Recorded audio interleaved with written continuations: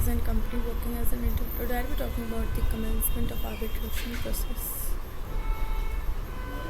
Now, how does the arbitration process get commenced? If any dispute between the party they choose to resolve through arbitration, then the notice is sent which will initiate the arbitration process between the parties. The existence of disagreement and the agreed parties' invocation of the arbitration agreement must be highlighted in a notice to the other side to initiate an arbitration.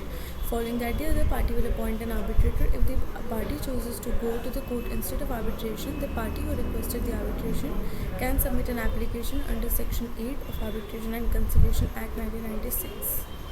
How to appoint the arbitrators? The parties mutually agree on the arbitrator's appointment, and in the arbitration agreement or clause, the parties agree on who will resolve the issue and name the arbitrator who will do so. If the parties are unable to agree on nor nominate an arbitrator, Section 11 of Arbitration Conciliation Act 1996 states that the parties must file an application for the appointment of that arbitrator. Now, what are the modes of the appointment of arbitrator? There are three modes. First is the ad hoc, second is court, and third is institutional. For the ad hoc appointment approach, it is defined under Section 11 Clause 2 of the said Act.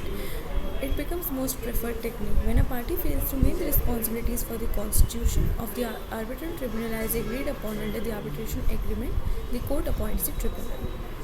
Now, how many arbitrators can be appointed? According to Section 10, parties are entitled to nominate as many as arbitrators they wish to, but must be odd in number. The third arbitrator, if two parties appoint their individual arbitrators, and the third arbitrator is appointed by two ways. First is parties themselves at time of submission, or by the arbitrators themselves.